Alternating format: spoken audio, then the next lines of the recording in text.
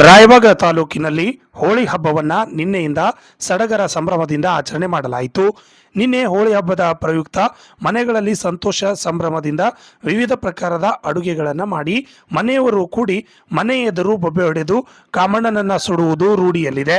ಇಂದು ತಾಲೂಕಿನ ಕೆಲ ಹಳ್ಳಿಗಳಲ್ಲಿ ಚಿಕ್ಕ ಮಕ್ಕಳು ಯುವಕರು ಸೇರಿ ಬಣ್ಣದ ಹಬ್ಬವನ್ನು ಒಬ್ಬರಿಗೊಬ್ಬರು ಖುಷಿಯಿಂದ ಬಣ್ಣ ಹಚ್ಚುವ ಮೂಲಕ ಬಣ್ಣದಲ್ಲಿ ಮಿಂದೆದ್ದು ಹಲಗೆಯ ನಾದಕ್ಕೆ ಯುವಕರು ಕುಣಿದು ಕುಪ್ಪಳಿಸಿದರು. ಯಾವುದೇ ವಿಷಕಾರ ಬಣ್ಣವನ್ನು ಬಳಸದೆ ಯಾವುದೇ ದ್ವೇಷ ಎಂದೇ ಒಂದೇ ಸಮಾಜದನೆಂದು ಒಗ್ಗೂಡಿ ಬಣ್ಣವನ್ನು ಆಡುತ್ತೇವೆ ಎಂದು ಸ್ಥಳೀಯರು ನಮ್ಮ ವಾಹಿನಿಯೊಂದಿಗೆ ತಮ್ಮ ಮಾತುಗಳನ್ನು ಹಂಚಿಕೊಂಡರು.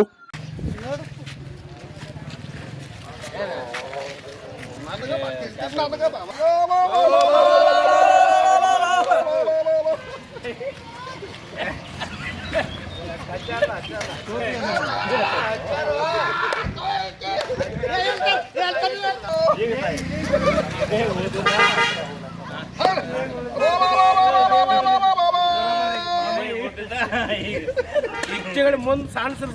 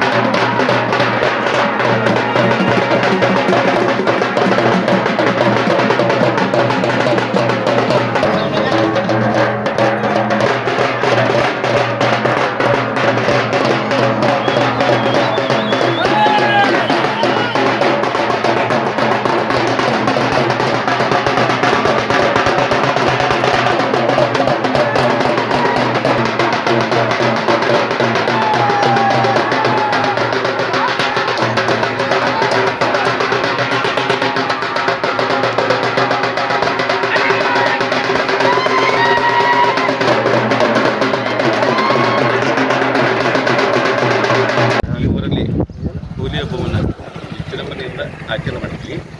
ಅದೇ ರೀತಿಯಾಗಿ ನಮ್ಮ ಊರಲ್ಲಿ ಯಾವುದೇ ಜಾತಿ ಭೇದವಿಲ್ಲದೆ ಎಲ್ಲ ಸುವರ್ಣೀಯರು ಕೂತ್ಕೊಂಡು ನಾವೊಂದು ಹೋಲಿ ಹಬ್ಬವನ್ನು ವಿಜೃಂಭಣೆಯಿಂದ ಆಚರಣೆ ಮಾಡ್ತೀವಿ. ಅದೇ ರೀತಿ ಮತ್ತೊಂದು ರೀತಿ ಹೇಳ್ಬೇಕಂದ್ರೆ ನಮ್ಮೂರಲ್ಲಿ ಹೋಲಿ ಹಬ್ಬ ಅಂದ್ರೆ ದೊಡ್ಡ ಒಂದು ಖುಷಿ. ನಿನ್ನೆ ನಾವು ಏನು ಮಾಡಿದ್ವಿ ಅಂತಪ್ಪ ಅಂದ್ರೆ ವಾಮನ ಒಂದು ಹೋಳಿಗೆ ಸುಡುವ ಮುಖಾಂತರ ದಹನ ಮಾಡಿಬಿಟ್ಟಿವನ.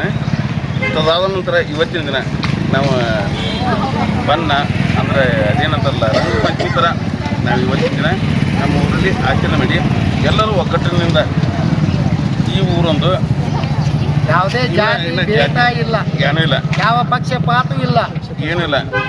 ಅದನ್ನು ಮಾಡದೇನೆ ನಮ್ಮ ಊರಲ್ಲಿ ಒಂದು ಒಂದೇ ರೀತಿಯಿಂದ ವಿಜೃಂಭಣೆಯಿಂದ ಆಚರಣೆ ಮಾಡಿದ್ದೀವಿ. ಯಾವತ್ತು ನಿರಂತರವಾಗಿ ನಮ್ಮ ಊರಲ್ಲಿ ನಡೀತಾ ಇರ್ತದೆ.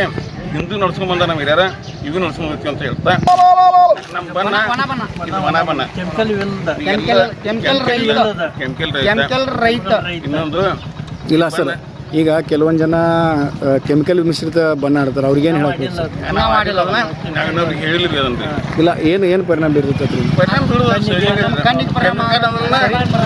ಕೆಮಿಕಲ್ ಕಣ್ಣಿಗೆ ಶರೀರಕ್ಕೆ ಪರಿಣಾಮ ಆಗ್ತದೆ ಕೆಮಿಕಲ್ದಿಂದ. ಇದು ಒಣ ಬಣ್ಣ ಆಡೋದ್ರಿಂದ ಯಾವ ಪರಿಣಾಮನೂ ಆಗೋದಿಲ್ಲ. ತಮ್ಮ ಹೆಸರೇನು? ಸುರೇಶ್ ಜಕಾತಿ.